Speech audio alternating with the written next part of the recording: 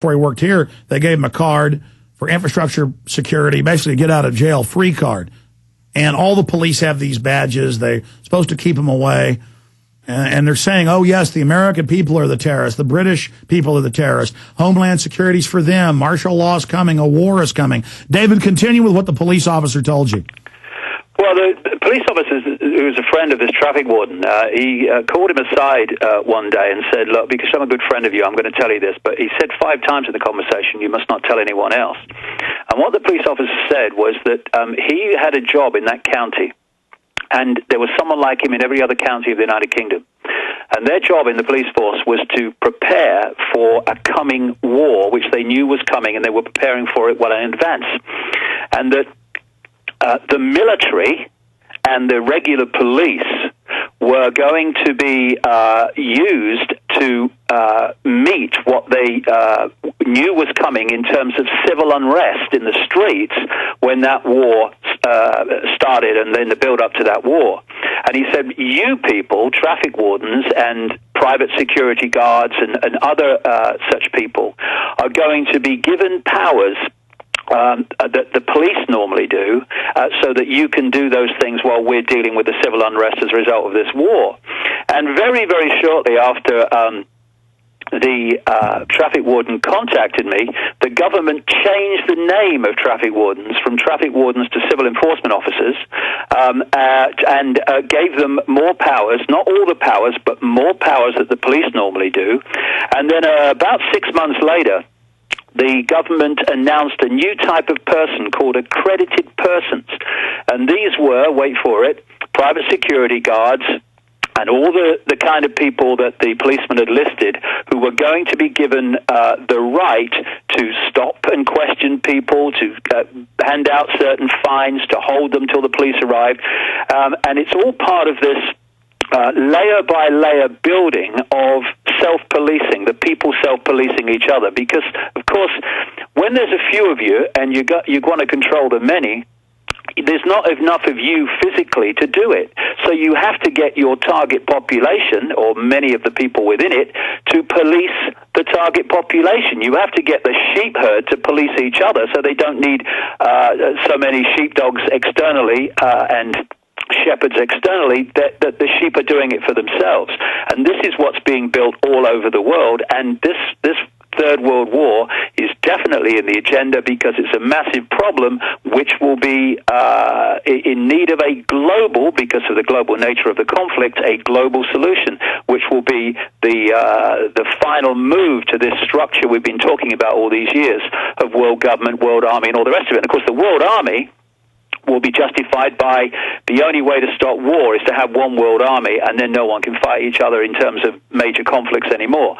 These are the kind of things we're going to be seeing unfolding. Okay, David, I just want to back you up because people are hearing this or months from now watching this on YouTube or prisonplanet.tv, and they're saying, okay, what's the proof? Everything David just said, every term he used, I have hundreds of mainstream articles, government documents. Let me just go over a few of them.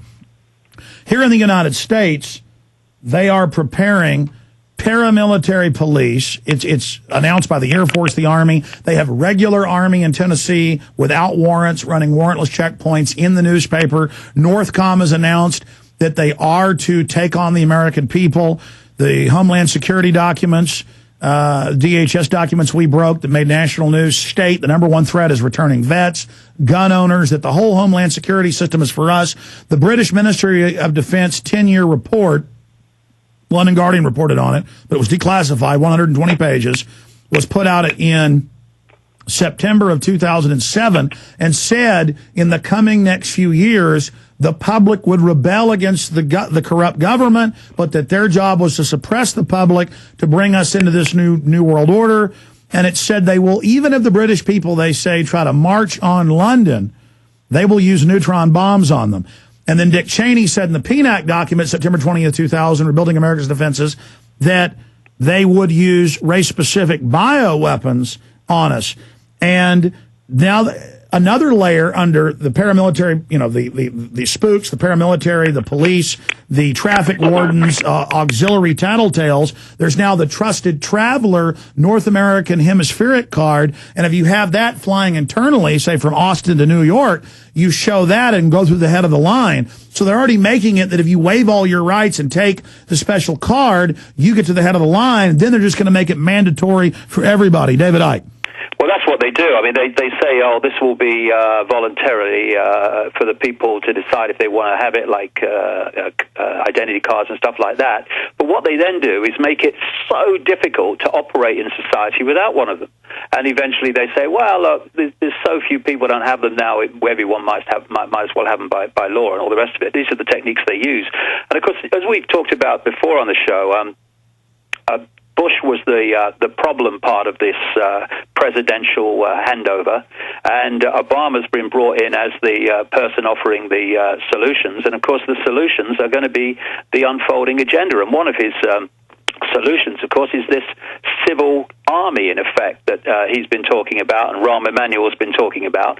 And that is another key layer of this policing of the people by the people, which is what you had in Nazi Germany, and that's what tyrannies always do. And, people have got to decide how long we're going to talk about this before we draw a line in the sand and say, hey, instead of sitting here and watching our prison being built and discussing it and debating it, what the heck are we going to do about it? Because there's going to come a point where we're going to cross a line where this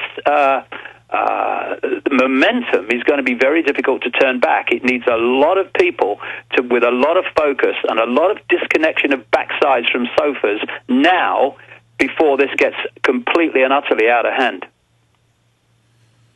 Well, David Icke, I heartily agree with you, and we're going to talk about a host of issues today.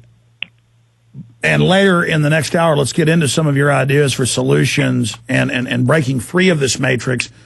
In fact, let's go ahead and start talking about some of that now. Coming up in the next segment, I'm going to play a video clip from a satire movie about sitcoms. But when you watch it, it actually has the same messages that really are in the children's programming and the sitcoms. And they're dumbing the language down, and they're reducing the language and how many words people use. And people are talking slower.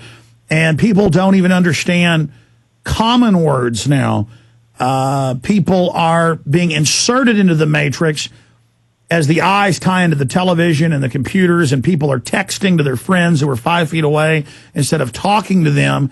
We are beginning to merge into the machines. We're not programming them. We're being programmed through the machines that have been programmed to program us.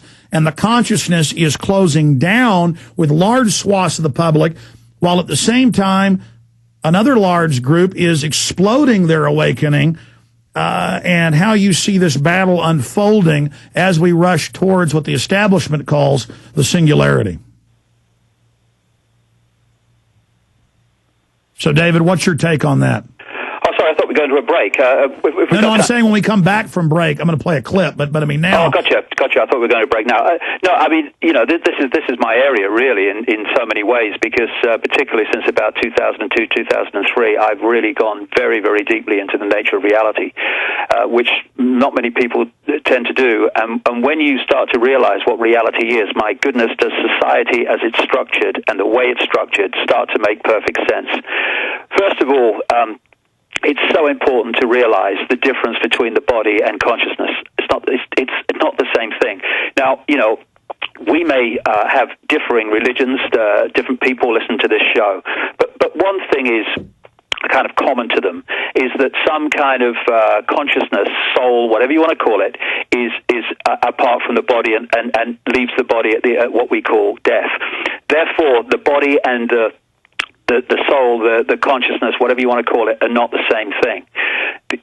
The idea of the conspiracy, the very bottom line of the conspiracy, is to disconnect those higher levels of awareness from what is a computer, the body. The body's a biological computer, and it ticks every single box of that. And what I mean by biological is it's not like a desktop computer where you put data in and you press a button and you know exactly what it's going to do because it's programmed to do that, although we're getting more and more like that. Biological computer means it has the ability to think and assess data. This is what the immune system is doing all the time. It's scanning data, what's happening in the body, and reacting to it as it sees fit in the circumstances that it faces. The idea of the conspiracy is to pull people's sense of awareness, the point from which they observe the world, from consciousness, which is not in this world, it is observing and experiencing this world through the body, to pull that point of awareness into the body. Because once it does that, it's pulled you into the computer level of awareness, the computer level of sense of reality. And what that does, it pulls you into all the programs that are running through the body, like software programs. And these are all reaction programs which get you to react to data, i.e. situations they create in the world, in precisely the way they want us to react.